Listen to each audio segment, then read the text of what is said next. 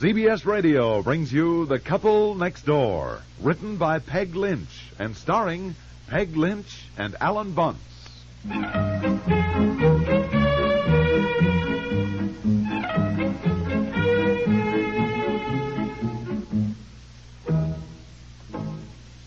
For goodness sakes, breakfast has been ready for 15 minutes. What are you doing? Come on downstairs.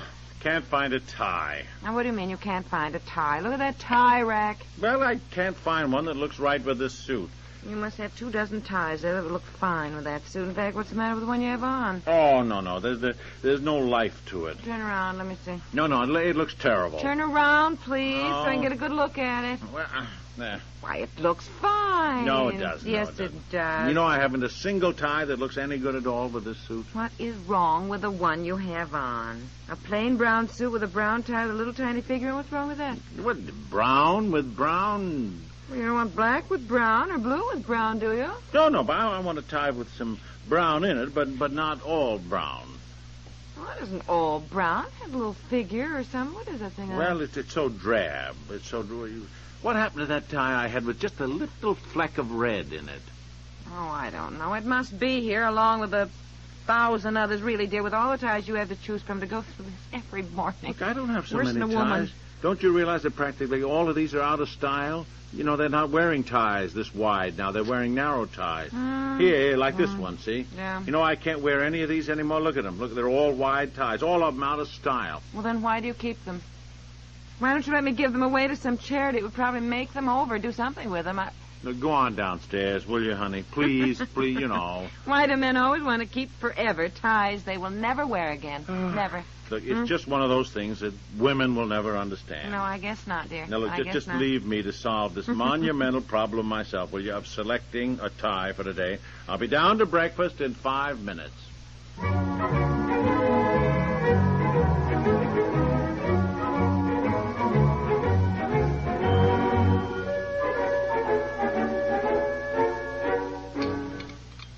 I wish you wouldn't boat your breakfast like that. It's not good for you. Well, I'm late. Well, if you wouldn't waste so much time trying to decide which tie to wear, you'd have more time to eat your breakfast. Yes, dear.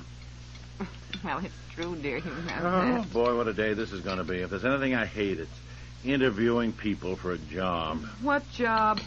What job? Miss Jones's job. She's leaving. I told you that. Why, you didn't at all. You never said a word. Leaving. Oh, yes. Getting married. You know that. Knowing how busy we are right now. She gives us 1 week's notice. Can you imagine? She was very sorry, but her husband-to-be is getting transferred to Dallas, Texas, and they advanced the wedding date. So... Gracious, I thought she was the one who had such a crush on you.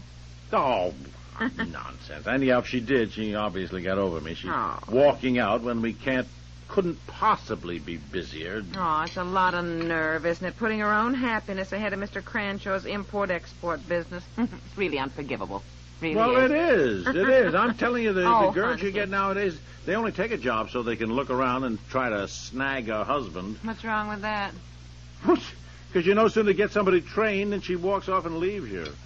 Having spent 15 minutes selecting a tie this morning, you have now dragged it across your plate through the marmalade. Oh, duck it. Just a sec. Let me get a wet sponge. Wait a minute. Don't rub at it with a paper napkin. Now, look, you're getting it all white and fuzzy. Just stand still, will you, dear? Tell you, if things start out like this, I can see what kind of a day this is going to be. Yeah. Cheer up. Oh, boy. Nothing but an endless procession of lovely young girls parading in and out of your office asking for a job. Yeah. I see now why you took such care to select just the right tie. Oh, look, that had nothing to do with it. Oh. I wish wives would understand that when their husbands hire a secretary, they are looking for efficiency. Efficiency, yes. Not beauty. Oh, no. Well, we do understand that, dear. It's just that sometimes husbands mistake beauty for efficiency. Well... Anyhow, good luck. There you are. Your tie looks fine. And I hope you find a really efficient new secretary, dear.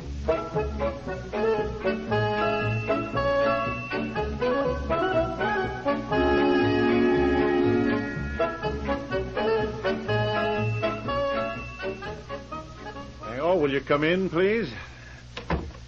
Yes, now then, you're Miss... Wibley. Irene Wibley. Oh, yes, Miss Wibley. I must have your application here somewhere. Sit down, Miss Wibley. Oh, yeah, here it is. Uh-huh. Irene Whibley. Would you like me to close that window? Is it too much breeze on you? Oh, no. It's all right. Thank you. Kind of a shame to be inside on such a nice day, huh? Yes. I guess we all have spring fever. Yes. Now, let's see. You worked for the Cummings Construction Company for 11 years. Is that right? Yes. Personal secretary to Mr. Cummings. Yes. Uh-huh. It says you quit your job, Miss Whibley, after 11 years. Yes. Well, may I ask why? But personal reasons. Oh, I see. Yes, well, I see you were born in Oregon. Very pretty out there in Oregon. Did you grow up there? Did you go to school there? Yes. Seems to me they do a lot of salmon fishing out in that part of the country. Were you a salmon fisherman in your spare time? No. No, well, certainly, have you lived here long? 12 years. Yes, well, tell me a little bit about yourself. There's not much to tell. Oh, now come, must be something. Do you like swimming, ice skating? What are your hobbies? Oh, I don't have any, I guess. I don't care much for sports. Bet you're a book reader, huh? Oh, I like reading. I don't have much time for it, though. Oh, I guess none of us have as much time as we'd like for reading, huh? No, I guess not. Well, thank you, Miss Whibley. I'll let you know. I've got some other applicants I must see before I decide. On the way out, would you just ask the next young lady to step in, please? Yes.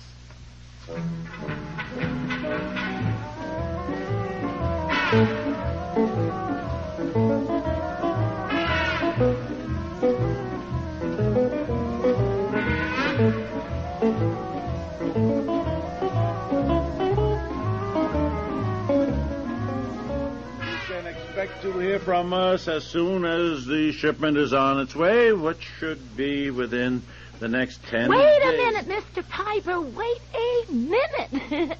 Goodness, you're just going like a house afire. I didn't get that last sentence at all.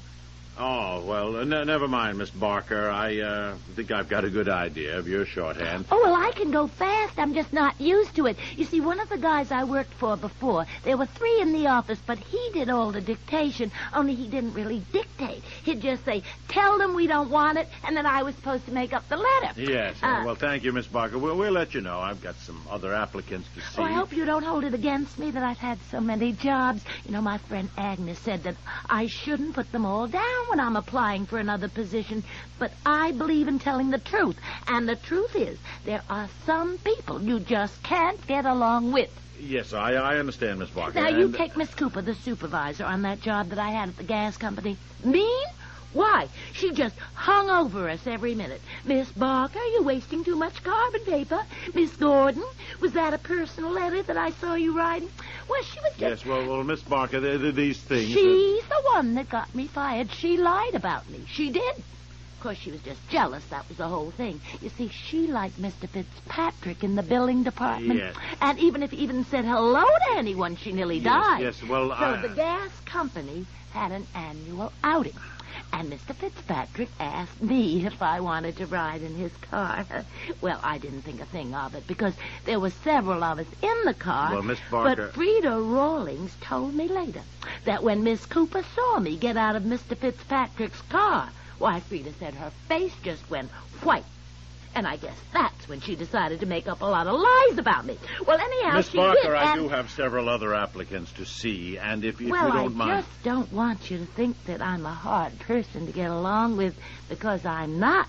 And I think personalities are so important when you work with somebody, you know, day after day. Don't you think so, Mr. Piper? Oh, yes, I certainly do, and frankly... Oh, you asked me about the job I had in the telephone office. I don't think I even answered you. Just got off the track. Well, Miss Barker, other applicants are waiting. Yes, but you did ask me, Mr. Piper. I just want to say that the reason I quit that position was because of a trivial incident in which you will see that I was certainly not to blame. It was just a case of the long-distance supervisor having it in for me.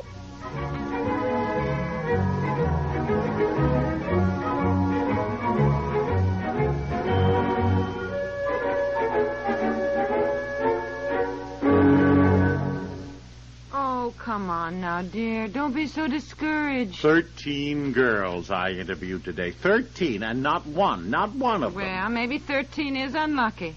Maybe the 14th one will be just right. Now, why don't you go up and put on a sports shirt and some slacks and come on down and relax on the porch here, huh? Yeah, well, I will in a minute. Let's have an early dinner, huh? I'm hungry. Sure. What seemed to be wrong with the girls who applied? Oh, I don't know. Nervous, I suppose, the way we all are when we're applying for a job. As a result, they either talk too much or else clammed up so I could hardly find out anything about them. Anyhow, you have no idea what somebody's really like, in such a short time. No, and so, in a way... Well, of course, I suppose you get some idea, don't you? No, you don't. That's it. There were 3 girls who just babbled on and on. I could tell from the anxious look in their eyes that they knew they ought to shut up, but they just couldn't. The others, who were equally nervous and could hardly speak at all, they just sat there and twisted their gloves and kept swallowing and fussing with their collars or their hats. I know. The boy. few jobs I applied for when I was out of school, I was so nervous I couldn't talk. Acted like a bump on a log. Well, I feel it's my fault in a way. Try to say things that'll make them feel more at ease, but apparently I don't succeed. Oh, it is not your fault. Now stop worrying. You'll find a new secretary that you like. I gotta have her by next week. Miss Jones is leaving. Well, don't get so desperate. You'll find somebody. It's not that important, honey. It's that important. Don't you realize that a man sees his secretary almost more than he sees his wife? 5 days a week, all day long. When I interview secretaries, I say to myself, now, do I want to be around this girl 5 days a week, all day long? And you know that today, not one girl, Well, tomorrow you will interview the perfect secretary. I wasn't supposed to tell you because this girl wants to get the job on her own merits, and not because you know she's a niece of the boss's wife. I happened to talk to Mrs. Cranshaw at the Women's Club today. I ran into her out there. And she is going to send her to see you. Our name, as I recall, is Miss, Jeanette. Miss Jeanette Barker. All right. Miss Jeanette Barker. Barker? Yes, and it seems that she is some... Barker? Yeah. Oh, did she show up today? Barker? How did you like her, dear? I didn't like her. I couldn't stand her. Furthermore, her shorthand is so bad she couldn't even read it. Look, that girl, look, she never shuts up. She is a constant troublemaker, I could tell. She can't keep a job.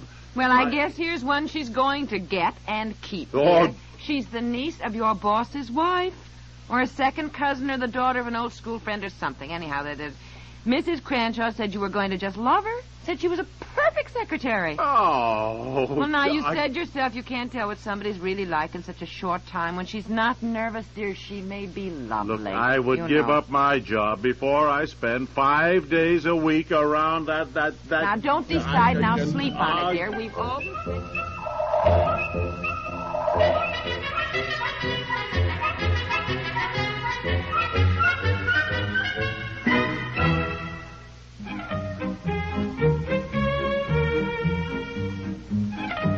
The Couple Next Door stars Peg Lynch and Ethel and Bunce.